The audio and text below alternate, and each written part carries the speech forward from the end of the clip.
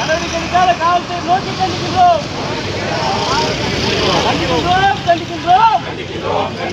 நடவடிக்கைக்காக காவல்துறை நோக்கி கண்டிக்கின்றோம். 7/10/2025 சென்னை உயர்நீதிமன்ற வளாகத்திற்கு முன்பும் பார் கவுன்சில் அலுவலகத்திற்கு முன்பும் உள்ளேயும் வழக்கறிஞர் ராஜீவ் காந்தி அவர்கள்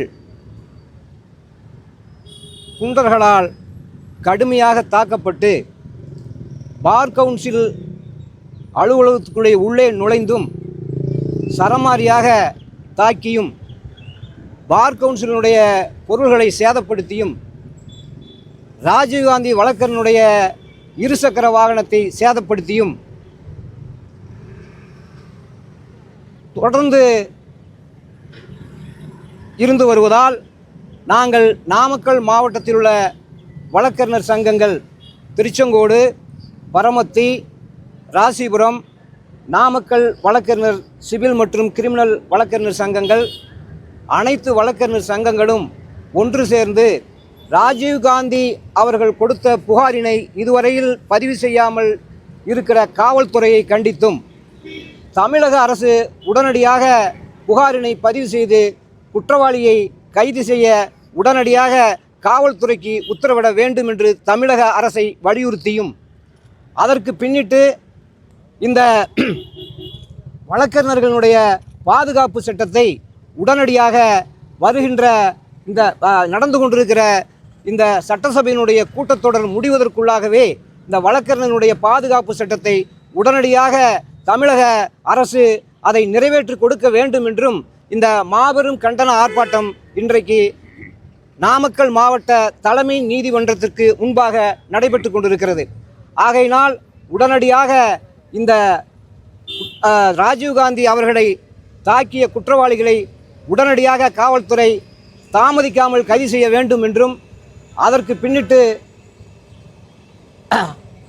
பின்னிட்டு உரிய நடவடிக்கையை எடுக்க தமிழக அரசு காவல்துறைக்கு உத்தரவிட வேண்டும் என்றும் சொல்லியும் நாங்கள் இந்த ஆர்ப்பாட்டத்தை நடத்துகிறோம்.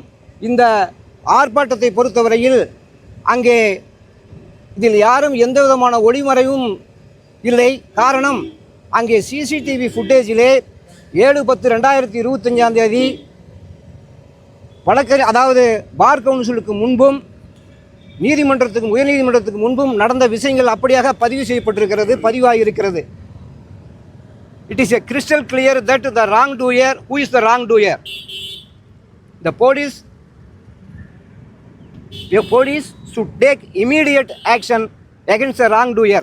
That is our submission before the government and as well as the police officials. இதுதான் எங்களுடைய கோரிக்கை. உடனடியாக அந்த எங்களுடைய கோரிக்கையை வலியுறுத்தி பாதிக்கப்பட்ட வழக்கறிஞருடைய குடும்பத்தை காப்பாற்றுவதற்காக உடனடியாக அந்த புகார் மனுவை ஏற்று உடனடியாக முதல் தகவல் அறிக்கை தாக்கல் செய்து அந்த ராஜீவ்காந்தியை தாக்கிய குற்றவாளியை உடனடியாக கைது செய்ய வேண்டும் என்றும் பார் கவுன்சிலுக்குள் அத்துமீறி நுழைந்து இந்த அராஜக நடவடிக்கைகளை ஏற்படுத்திய அந்த கயவர்களை உடனடியாக கைது செய்ய வேண்டும் என்றும் நாங்கள் இந்த ஆர்ப்பாட்டத்தின் மூலமாக வலியுறுத்துகிறோம். நன்றி.